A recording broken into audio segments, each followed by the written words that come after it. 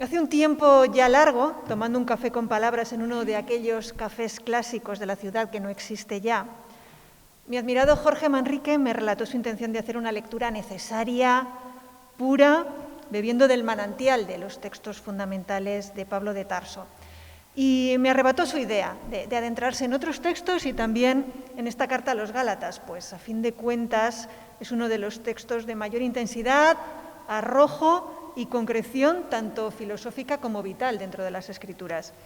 Y en aquella conversación primera fue desvelándome en confianza sus intenciones, tan sencillas como complejas, así suelen ser habitualmente sus intenciones, con el texto, entre círculos de humo que se elevaban entre nosotros, sobre nosotros como voces que a pesar del paso del tiempo se siguen escuchando. Aquí estamos hoy con esas voces que a pesar del paso del tiempo se siguen escuchando. Aquella confidencia primera no justifica ni remotamente, como decía antes, mi presencia hoy aquí como presentadora de este hallazgo. Jorge Manrique él mismo lo decía, debiera haber convocado para esta tarea a un biblista, a un teólogo, a un helenista, a un filólogo o a alguien profundizado en la materia, y no a una mera lectora, a una poeta, fíjense. Es por ello que te agradezco, Jorge, sobremanera la concesión de un honor tan grande como inmerecido, y les pido disculpas también a todos ustedes por mi falta de erudición, que tratará de ser compensada con mi curiosidad. Como lectora, dado que así te referías a mí, esta carta a una junta de helenizados celtas, gálatas, en busca de un mundo distinto, ha supuesto un hallazgo casi revolucionario. Estaba advertida por el docto traductor de que en su transitar por el texto había ido desdoblando cuestiones que en las traducciones tradicionales y concatenadas no quedaban puestas de manifiesto. Y aún con tal advertencia, el resultado me sorprendió en su primera lectura y me deleitó sobremanera en la segunda. Pues el resultado del trabajo del profesor Manrique es tan literario como contundente, es tan revelador como inesperado. Es fácil percibir su transitar por el texto paulino sin dificultad alguna, con la mirada distante del viajero que paulatinamente se aproxima a la verdad y a la belleza. Desde allí, su visión es capaz de desvelar palabras vibrantes, expresiones y giros griegos que habían sido ignorados o sin motivo aparente habían quedado enredadas o perdidas en las versiones del tiempo. Con su visión del texto, Jorge Manrique nos lleva hasta el manantial primigenio, donde las palabras son ideas a borbotones que sacian la sed e incluso las almas. Y es entre esas palabras, que no son nuevas, sino las primeras bien leídas, desde las que de paso dota también de una fuerza prodigiosa al helenizado remitente judío, del que además logra rescatar datos biográficos nuevos. Y con todo ello, podrán ya haber ustedes intuido que es deliciosamente inevitable reconocerle a esta edición de la Carta a una Junta de helenizados celtas el calificativo de rompedora. El rastreo de vocablos por parte del traductor conduce a un análisis tan atinado como exhaustivo. Queda patente su trabajo, su propósito de mostrar el texto de Pablo de Tarso tramando desde el detalle de los primitivos códices griegos, esclareciendo también el peculiar idiolecto del autor y así llegar a una génesis de su léxico por la senda que él llama la menos insegura posible. Y así realiza un oportuno comentario versículo a versículo con anotaciones que, sobre todo en el caso de las complementarias, interpretan la carta desde una clave predominantemente filológica y en dos tiempos. Uno, estrictamente lingüístico, y otro, excavando en estilísticas latencias, con distintas miradas religiosas, psicológicas, jurídicas e histórico-sociales. Y nos desvela, así su autor, permíteme que te cite, Jorge, que pretende este estudio de Gálatas una desalienación del texto y al concluir ya la carta haber diluido esa anomia sígnica que nublaba un tanto el qué y el cómo de su escritura, aun mostrando en la misiva una vinculación a lo bíblico inconcusa, igualmente a los manuscritos de Qumran, al documento de Damasco y a otras letras orientales e indostánicas, exhibe que todos los renglones paulinos discurren empapados en la proteica cultura helenística, sin la cual su lección quedaría fuera de órbita e incluso mutilada. Y así, tras ese antedicho estudio, y ya con todas las particiones reconocibles, se van anexando después a los versículos 130 notas en las que se expone, como decía, ese análisis textual de la magnífica dirigida por Pablo a esos compromisarios celtas reunidos en extraordinaria sesión. La tarea emprendida, concluida y hoy aquí divulgada se me antoja arriesgadamente ardua. La epístola del apóstol San Pablo a los Gálatas es un texto con 20 siglos largos y con alto predicamento y mucha repercusión. La pluma paulina plantea hablar de Dios desde alguien que, libre de culpa y sin interés propio alguno, se dejó la piel y la vida por los demás. Y no es, en definitiva, un texto banal o un texto cualquiera. La carta de Pablo, y así nos lo evidencia el traductor, no procede de ideas heredadas ni de figuraciones caprichosas, sino de apurar los planos lingüísticos hasta lograr restituir un contenido cuya historia textual muestra intromisiones en abundancias. Un mar de interrelaciones clásicas que empapa todas sus letras y así nos lo desvela y desgrana en sus notas tanto a pie de página como en las interesantísimas y reveladoras notas finales. Todas esas claves y reminiscencias no me corresponde a mí, simple lectora entusiasta, sino a él desvelarlas, o al menos, porque es el libro quien lo hace, apuntarlas hoy aquí. Sí, en cambio, quiero traslucir que uno de los múltiples aciertos de esta obra es el hecho de que el intérprete de Pablo de Tarso, el profesor Manrique, no se ha arrogado la facultad de convertir los apasionados y apasionantes renglones del texto en una sesuda tesis, aunque da a entender que se prestan para más de una, y tienes razón, Jorge, y ha dejado fluir la voz paulina libremente, con todo su frescor, con toda su desenvoltura y con toda su audacia.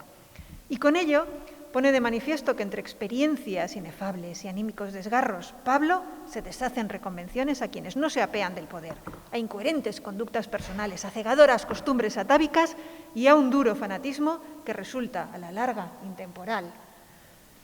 Por mi parte, mi querido y admirado Jorge, osa bucear en el instinto social del autor, en su talento para aclimatar ideas, en su dominio del derecho romano, Fernando, en su fluidez con la cultura clásica, en su gusto por la poesía y el teatro griegos, en su amplitud filosófica, en sus irónicos guiños a peculiares rasgos celtas e incluso también en sus pulsaciones indostánicas. Y como mínimo, por todo eso, poco tiene que ver esta traducción con las versiones al uso, haciéndola más profunda y más verídica, pues en definitiva la lleva a su punto inicial, a su pureza perdida después de todas las palabras concatenadas del tiempo. Pero antes de la traducción de la carta a una junta de helenizados celtas, Jorge Manrique traza un viaje tan inesperado como apetecido para el lector que denomina Entre la espada y la pared, 2 pinceladas para llegar a San Pablo. Llegando hasta la catacumba romana de Santa Tecla, transita por el catálogo de la iconografía paulina de una manera deleitosa, para concluir necesariamente que el epistolario paulino sugiere, acaso menos de lo que el mismo transcurso existencial del autor, un gradual desarrollo de compromisos, de ideas y de convicciones. Con Pablo, el cristianismo había dado un giro radical al logos de los griegos y de sus continuadores romanos, pero también al divino pacto o alianza que aglutinaba en cualquier parte la razón de los judíos. En el posliminar Gálatas, en busca de un mundo distinto, analiza aspectos necesarios para la profundización en el texto y nos relata sobre aquellos celtas, destinatarios de la epístola, y sobre esa carta, historiando para proporcionar al lector un contexto tan necesario como esclarecedor. Lo dice nuestro glorioso traductor y así lo refrendo. Esta carta a los Gálatas es redonda del todo. Redonda por suministrar de Pablo datos vivos que dejan ver su temperamento y que a todas luces es un gran conocedor de la literatura y de la retórica clásicas. Redonda también por su carácter diagramático de misiva circular a unos romanos, pues estos celtas, insertos en la helenística, están dentro de la órbita imperial de Roma, independientemente de la civitas. Y también redonda por dar, retando al tiempo, la credencial de nobleza del cristianismo con unas razones que fluyen a raudales hasta desembocar en la idea igual y ya distinta de la que brotó. Y redonda, en fin, por un innovador estilo que solo ha logrado la mejor prosa helenística. Gálatas realza y sombrea situaciones. Irrumpe y corta, entreteje recuerdos y horizontes, es realista y soñadora, se vuelve acre y tierna, se hace analítica y ocurrente. Y en griego, nos dice Jorge Manrique, esta carta de Pablo, como todas las suyas, está llena de esa gracia menipea que tú afirmas no haber visto ni siquiera asomar en las examinadas versiones al español u otros idiomas. Nada, pues, tiene de raro que al margen de los vientos que vienen soplando desde los albores del cristianismo sobre la denominada epístola a los Gálatas, el escrito siga hoy tan fresco y reivindicando una concordante traslación. Afirma también nuestro traductor que en ningún momento se le ha ocurrido considerar que esta traducción de Gálatas sea acabada e incontestable. Tiene, sí, el convencimiento que comparto y que pronto ustedes también compartirán de que este traslado sube un peldaño más en la inconclusa escala interpretativa. Y así, espera que nosotros los lectores, ganando tierra en uno con Pablo, volado al cielo, acojamos aquel gentil envite suyo a la libertad. Y junto a esa libertad, el hondo ejercicio redactado en esta carta que se orienta a la felicidad del hallazgo, de desentrañar un texto tan clásico como nuevo, de releer con ojos nuevos aquello que ya de otro modo se había leído. En definitiva, la belleza de la verdad.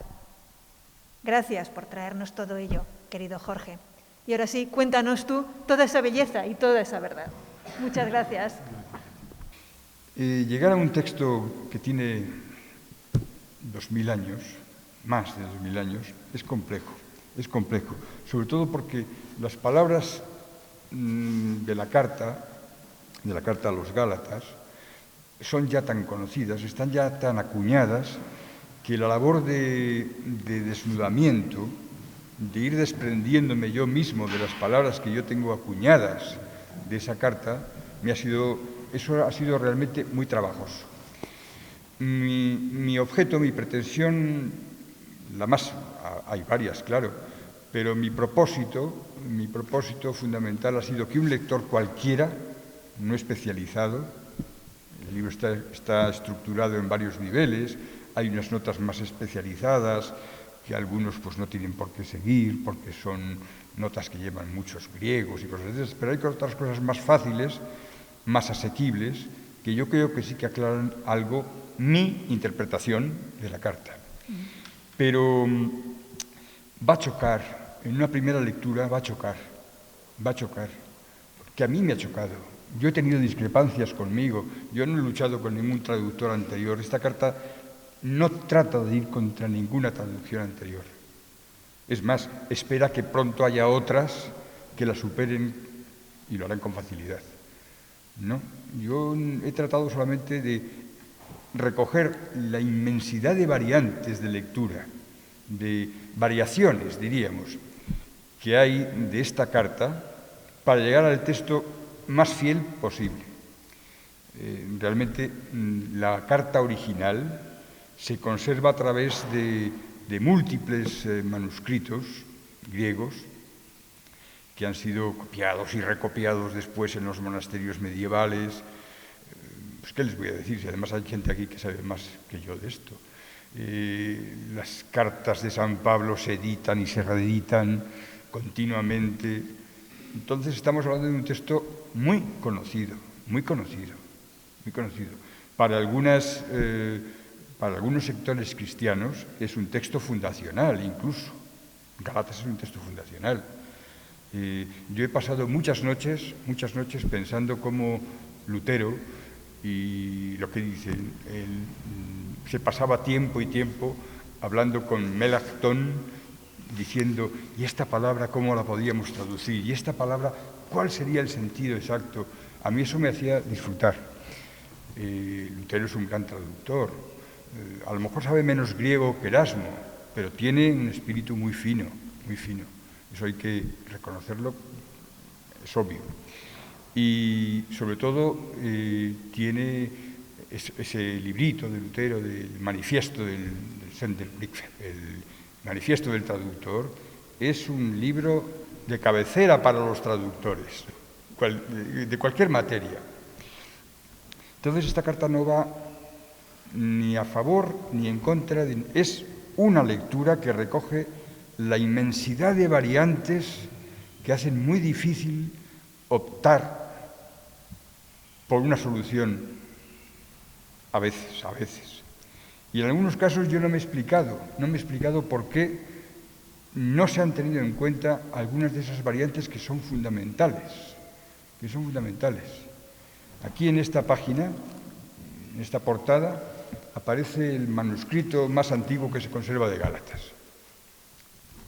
Es el folio 86 del papiro, el folio 86 recto, del papiro 46, que se conserva, ahí lo dice, se conserva en una biblioteca de Dublín, Chester Beatty, la Chester Beatty Library, que hicieron el favor de hacerme una sección personal de su manuscrito para leerlo. Es una preciosidad. A mí me temblaban las chocuelas cuando veía yo estas letras paulinas en este papiro, muy, muy aprovechado todavía en la parte izquierda, que sería la que iba unida a códice, mucho más mordido en las partes usadas de la derecha, que serían exteriores, superior e inferior. Y yo decía, pero ¿y por qué no se ha tenido en cuenta alguna expresión como en Cristo Jesús? En esta línea que aparece ahí, bueno, ahí se ve más difícilmente. ¿Por qué no se ha tenido en cuenta? Si es clave en la interpretación del texto. Pues no lo sé, no les puedo decir, pero ahí está y no se han recogido. Había un dibujante que ha muerto hace no tanto, Máximo San Juan. Yo tengo una copia suya en mi despachuco, siempre puesta allí atrás en mi cabecera, en el que aparece un Dios reconocible por los atributos de que está inscrito en un triángulo, las vestiduras clásicas, su barba blanca, y está con una cara triste, ese Dios. Y está diciendo después, hace tiempo que no me encuentro bien, me encuentro raro, necesito un teólogo, decía el bueno de Máximo. Y me recordaba aquello, otra frase que recoge Cervantes en su Quijote, puesta en boca de Sancho, diciendo que quien bien predica, bien vive. Y yo no sé de teologías. Y le corta a Don Quijote y le dice, ni las has menester, Sancho. Tu vida predica, tal. Bueno, pues claro, Pablo predica, está claro, y predica en griego, no en latín. Comentaba ayer yo con alguna de las hermanas, o anteayer, ya no sé, que estamos muy acostumbrados todos a haber visto, claro, la versión de San Jerónimo, inexcusable latina, y todas las que siguieron en latín, desde que en el siglo IV el latín se impuso, y aquí hay profesores de latín que lo defenderán mejor que yo, por supuesto, se impuso como lengua oficial cristiana. Pero durante los 4 siglos anteriores, el griego era la lengua en la que se pensó el cristianismo. Por tanto, pasar de una traducción del griego al latín ya es coger el agua pura en una cesta y transportarla. Después ya todas las cosas que queramos. Y es que el griego era la lengua del imperio de Roma, no era el latín. El latín lo hablaban los romanos, y entre ellos, pero desde Cádiz, desde las columnas de Hércules, hasta Judea, y por supuesto hasta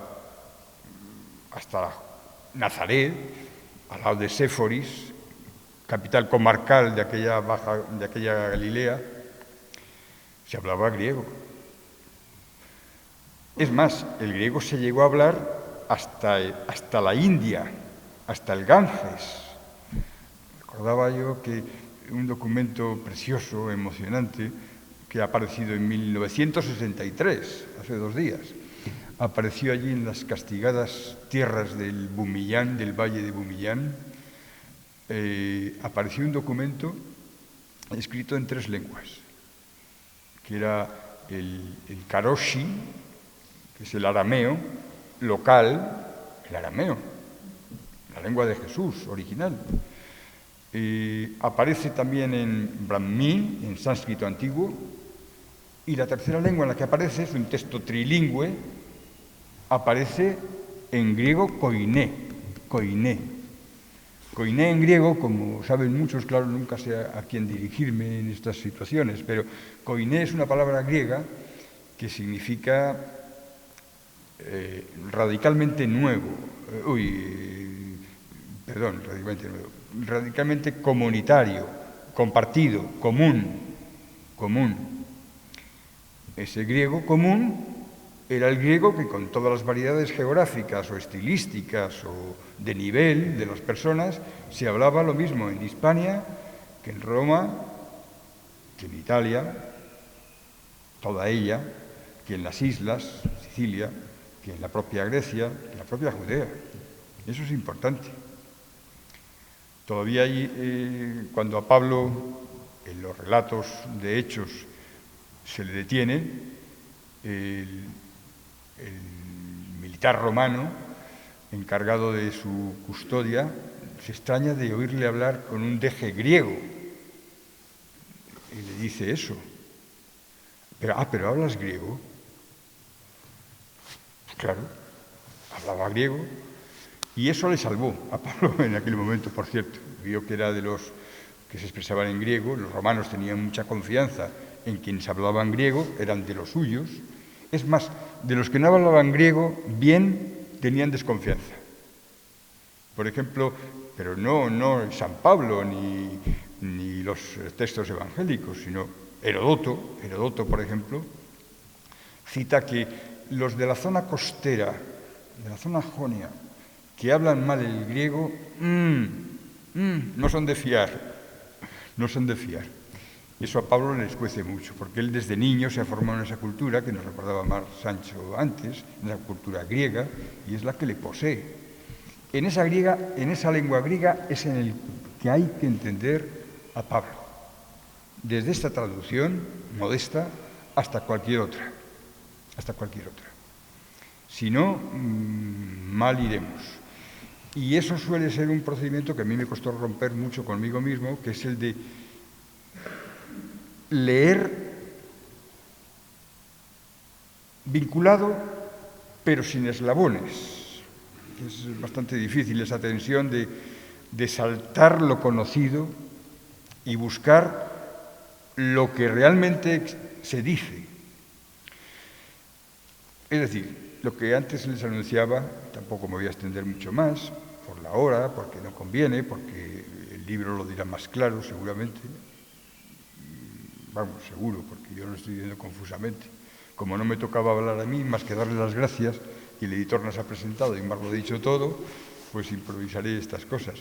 Pero mi propósito era ese, que un lector cualquiera, sin especialidad o con especialidad, pues será más discutidor o tendrá otras bases de discusión. Pero un lector cualquiera pueda, después de esta traducción española, decir que ha leído la carta de Pablo en griego. Por ejemplo, en el comienzo de la carta, por hacer algún muestreo, que sé que esas cosas les gustan a todos, el comienzo,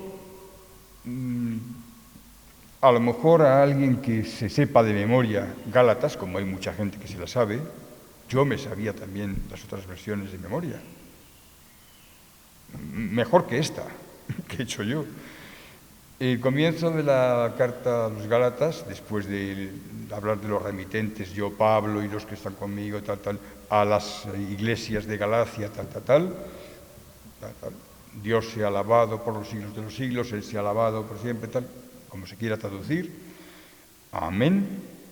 Es un comienzo in media re, violento,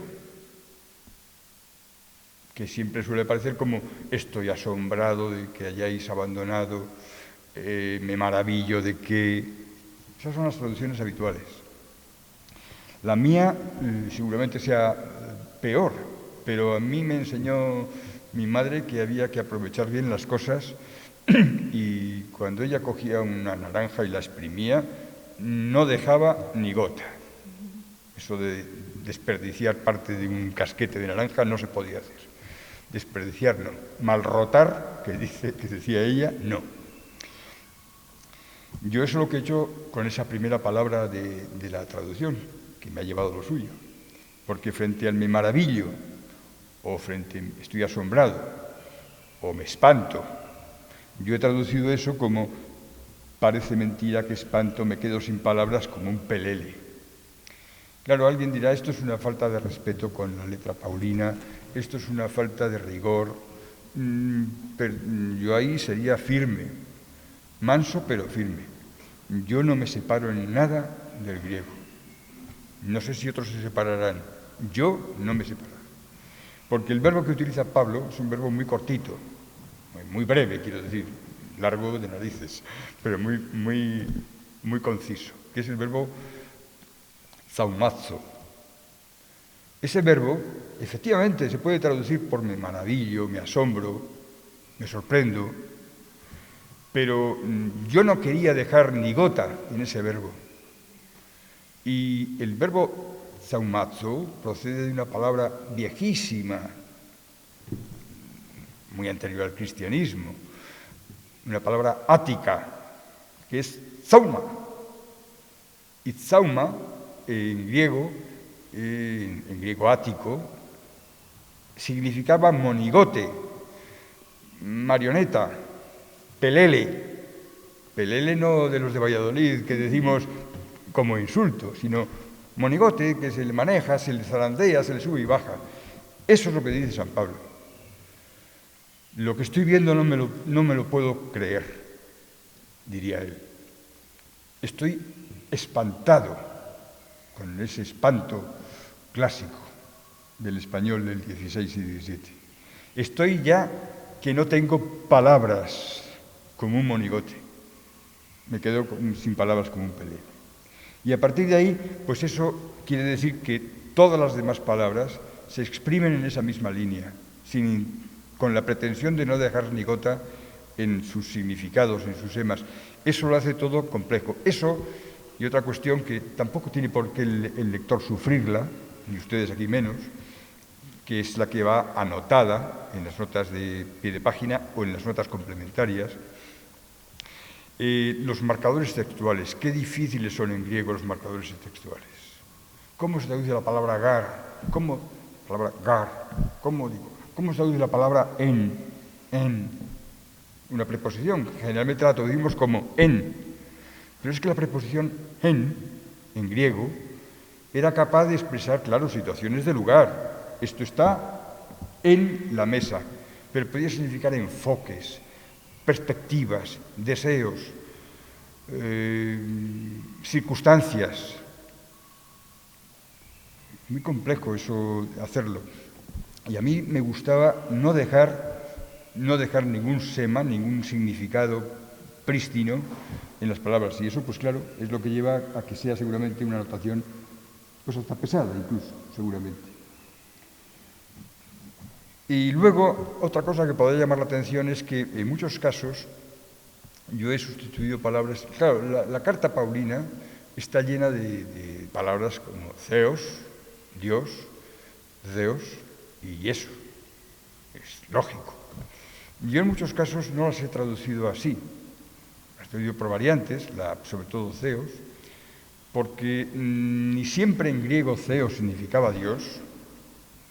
Sí, significaba Dios y divino, pero como cuando también se utiliza aquí la palabra divino, a veces, esto está divino, que no es que lo haya hecho Dios en ese momento, es una comida que ha salido muy buena o lo que fuese, y eso hay que entenderlo también así, para no estar incumpliendo un mandamiento, en términos ya religiosos, que, bueno, no parece que a veces se tenga muy en cuenta, que es no tomar el nombre de Dios en vano, o como dirían en griego, en matayó, en ilusión, en engaño. Entonces esta carta a lo mejor puede parecer que no es un tratado teológico, y es que para mí no lo es. Para mí no lo es. Es la base de muchos tratados teológicos. Es la base de toda la teología posterior que hizo la patrística norteafricana, la patrística griega, la patrística latina, pero la carta de Pablo es una carta de urgencia. porque no tenía esas cosas que tenéis los jóvenes, de los WhatsApp y esas cosas. Si no hubiese puesto, no, tampoco, un WhatsApp no. Pero hubiese escrito algo rápido, por un correo electrónico a lo mejor, quizás sí, no lo sé. Bueno, eso no me afecta. Lo que sí que es cierto es que Pablo ha tenido noticia que su proyecto está a punto de irse al traste, como al final se fue con mucha gente. No tardó un siglo y pico en toda la labor paulina reenfocarse. Entre otras cosas porque algunos pontífices de Roma ya no fueron muy adeptos a Pablo. Hay algún papa que le puso muchas pegas. De hecho, hasta el Papa Dámaso no se le empieza a reconocer a Pablo. Es por eso por lo que elegí esta ilustración de la contracubierta de ese San Pablo que mencionaba Mar Sancho antes, porque de la catacumba de Santa Tecla. Porque cuando en el año 2009, hace 2 días, como quien dice, a efectos cronológicos, cuando el Papa Benedicto XVI estaba a punto de clausurar el que en el año anterior había declarado como año para él y para los demás, claro, todos los cristianos, año del bimilenario del nacimiento de Pablo, curiosamente, eso lo iba a proclamar a las vísperas de aquella festividad, y 10 días antes, un equipo de arqueólogos encontraba en la catacumba de Santa Tecla este retrato. La catacumba de Santa Tecla era una cosa oscurísima, oscura. No había más que negros de color en las paredes y en las techumbres. Y aquel equipo de arqueólogos que dirigía Bárbara Mazzei, la profesora Bárbara Mazzei, pues fue decapando pinturas, decapando suciedad, y de repente apareció aquella catacumba de Santa Tecla que yo la he llamado la Capella Maggiore del siglo IV cristiano. Apareció en toda la luminosidad que no se había visto hasta esas fechas del año 2009. Y aparecían un pavón, aparecían pajaritos que picotean continuamente, aparecía un Jonás, luego todo tiene su simbolismo. Aparecía un Jonás que acababa de ser vomitado por la ballena, aparecía un San Pedro muy curioso, muy parecido a un Moisés, y un Moisés muy parecido a Pedro.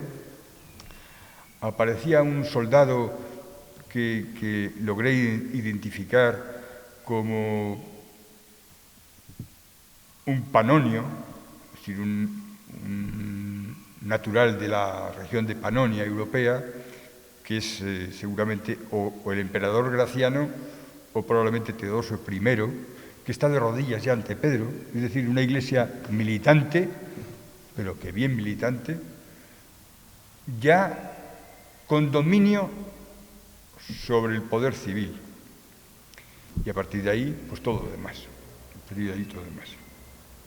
Y entre las pinturas, la de la techumbre tenía un buen pastor, que es una preciosidad de pintura, un buen pastor que está rodeado por ovejas, un poimen calos, un buen pastor rodeado por ovejas, pero que andante lleva a la que tiene encima como oveja que ha encontrado estando perdida. Es decir, todo aquello hacía referencia a alguien que ha estado a punto de ser perdido y se ha encontrado. Y más, que podía haber sido sacrificado, como la pintura que recuerda a Abraham a punto de sacrificar a su hijo, como la pintura de un Lázaro redivivo, como la pintura de un tullido que está recuperado. Es decir, todo va convergiendo hacia ese Pablo icónico de la techumbre, que está rodeado por 4 efigies más. La de claramente son las que yo he identificado, Las que propuso la profesora Bárbara Macei son San Pedro, San Andrés y San Juan. Yo ahí tengo mi discrepancia y creo que las que aparecen son las que cita Gálatas de Cefas, Pedro, Juan y Santiago. Y además es muy curioso porque la pintura, que parece muy inocente, tiene sus significaciones. San Juan aparece sin barba, como siempre, como muchas veces. Santiago aparece con la barba a la romana, pero ya recortada, ya la lleva recortada, ya le han recortado la barba. Y en cambio San Pedro tiene una barba que sin ser de anciano ya está crecida, ya está crecida. Y en cambio San Pablo aparece así, con una patilla, claro, la efigie se ve como se ve, pero con una patilla de estas rizadas a la judía, con esa mirada penetrante, con esa frente surcada de las penas del judío, con esa nariz aguileña, con esa barba de chivo expiatorio, en nada correspondiente a las otras barbas del cubículo de Santa Tecla, sino con una barba puntiaguda. Y sobre todo, si se fijan, aparece sobre el hombro izquierdo, aparece aquí una túnica, no, sobre la túnica aparece un himation, una toga romana. Pero bueno, ¿y esta toga? ¿A qué ton se pinta una toga ahí? Era la forma de reconocer por fin a Pablo como maestro cristiano y orador convincente, cosa que hasta entonces no lo había tenido, reconocido. Y fue la labor un poco de ten con ten, del Papa Dámaso, tratando de conciliar San Pedro y San Pablo frente a las teorías orientales de los arrianos, que también tenían su asunto en aquel siglo IV, por el año 370-74, en el que eso se mueve. Pero es que Pablo, que nunca fue pontífice, podía haberlo sido. Es más, estaba, ¿cómo se diría en México? Mar, que ha vivido tantos años, era el tapado del pontífice, pero no del pontífice cristiano. Entonces no había distinción entre cristianos, católicos y... Es más, todos eran católicos, en el mejor sentido de la expresión católicos. Todos juntos, universales. Pablo podía haber sido pontífice, perfectamente, sucesor de Caifás. De hecho, Pablo es el portavoz parlamentario de Caifás durante un tiempo. Lo que pasa es que en una de sus misiones, como cuando portavoz parlamentario, como vocero, en fin, portavoz parlamentario nos entendemos, puesto que el Sanedrín era el parlamento de los judíos, era el parlamento autónomo durante la monarquía del emperador Claudio, que fue muy generoso o dadivoso o arriesgado, que les dio una amplia autonomía. Los judíos la cogieron justamente para provocar la independencia. No sé, tampoco esto nos suena. Pero, en fin, el caso es que en esa época, San Pablo, entonces simplemente Saulo, es el portavoz de Caifás y es el que va con cartas especiales a Damasco. Y en Damasco, pues cae en la cuenta de algunas cosas, Sobre todo cae en la cuenta del dolor, del sufrimiento humano. Para mí Gálatas es la carta cumbre de penetración en el sentimiento del sufrir humano y de su sentido. ¿Qué sentido tiene sufrir? No es una carta masoquista, no es estos Cristos que nos hemos acostumbrado a ver tantas veces, llagados, sufrientes, interesantísimos. No, es el sufrimiento universal humano, el que él está tratando de corregir. Ese sufrimiento de los que están entre Roma y Judea, quedando aniquilados, por supuesto fuera de la política, por supuesto al margen de la religión, por supuesto al margen de sus necesidades, y solo entre unos y otros que mandan, despiezados. Y allí cae en la cuenta de eso, cae en la cuenta reflexionando sobre la muerte que había pasado 6, 7 años atrás, no mucho más atrás, la muerte de Jesús de Nazaret. Y Pablo, que puede que tenga también, parece que sí, que tiene también raíces galileas, aunque sea de Cilicia, de la Cilicia costera, pues Pablo se plantea que por esa línea no se puede seguir, Y es en esta carta a los Gálatas donde la literatura cristiana estrena un tema que sigue vivo hoy, tan vivo que en algunos pueblos de Andalucía todavía se pegan, en algunos casos, por tirar las cruces de su sitio, quiero decir. Y San Pablo descubre el tema del crucificado, y ahí va a trabajar Gálatas hasta su final. Por eso, y ya para terminar, y no quitarles un solo minuto más, voy a llegar al final de la carta, y se lo voy a leer de un tirón, que a mí me ha dado noches o días y días de saber si era el final, era el comienzo, o era una nota aparte que escribió Pablo para dársela al amanuense. Bueno, eso se analiza por ahí, pero no tiene más importancia. El caso es que, resumiendo la carta, dice él, como en muy pocas ocasiones hace, que es coger la pluma y escribir de su propia mano, dice: os va escrito de mi propia mano lo que sigue. Notad con qué tamaño de letras, grammas implicois, con qué tamaño de letras os lo pongo. Es decir, debió de ponerlo con letras muy grandes. Y lo que dice en esos versos, que son estos que hay aquí, es, por tanto, lo podíamos leer en griego, pero eso ya no. Bueno, lo leemos en español, que para eso está traducida por alguien que no me acuerdo quién es. Por lo tanto, venciendo malestares y desganas, sigamos haciendo el bien, que si resistimos sin amilanarnos, en un mundo distinto haremos el agosto. Eso está ahí, en esa primera línea, que es el que me dio a mí pie para titular Gálatas en busca de un mundo distinto.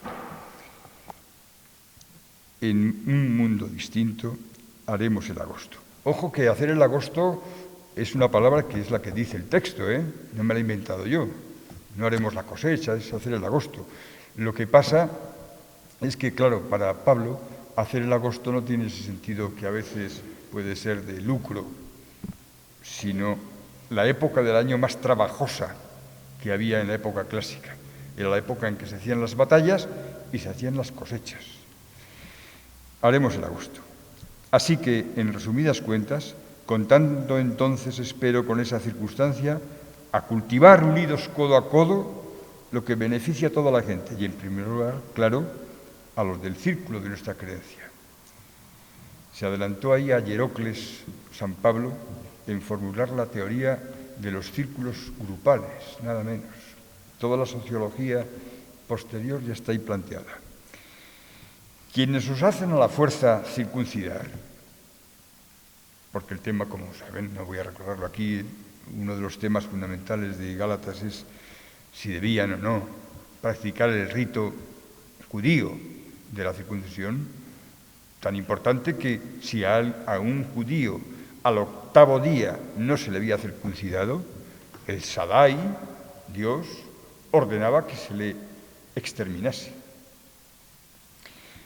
Quienes hacen la fuerza de circuncidar son los mismos que pretenden, ante una sociedad anodina, salvar la cara con tal de que no les busquen las vueltas sobre el quid de la cuestión. la cruz del ungido. Pero si ni los propios circuncidados se cuidan de cumplir la ley, de lo que tienen ganas es de que practiquéis unos formalistas ritos para poder lucirse a costa de un cacho de vuestra carne. Pues ojalá que a mí ni se me pase por las mientes otro ejercicio de lucimiento, sino el estar a la cruz de nuestro soberano Jesús el Mesías. Gracias a ella quedó ya crucificado para mí el vigente orden mundial, y yo, para esa tramoya, también. Sin ningún género de dudas, es irrelevante que un pene esté circuncidado o no. Desde el mesiado de Jesús, lo válido es una kainektisis, es una del todo nueva estructura social. Para cuantos en fin opten por alinearse a la pauta antedicha, bienestar, cordura y paz, asimismo sin restricciones, misericordia para ese Israel proyectado por Dios. Y que nadie en la vida me vuelva a dar la matraca. Sí, yo llevo mi pellejo tatuado con los cruciales distintivos de mi dueño Jesús, y con eso tengo bastante. No hay teología de la cruz sin San Pablo. Y si la leen, esperaría no defraudarles en la medida que yo he sido el que ha acarreado alguna de esas palabras que creo que estaban sin reconocer, y en fin, espero que les satisfaga un tanto. Muchas gracias. Nos tenemos que ir, yo creo, porque esto empieza a tocar a retreta o a toque de queda o a lo que sea esto. Muchísimas gracias por su presencia y a Mar y a las hermanas también, de todos ustedes. Gracias. Gracias.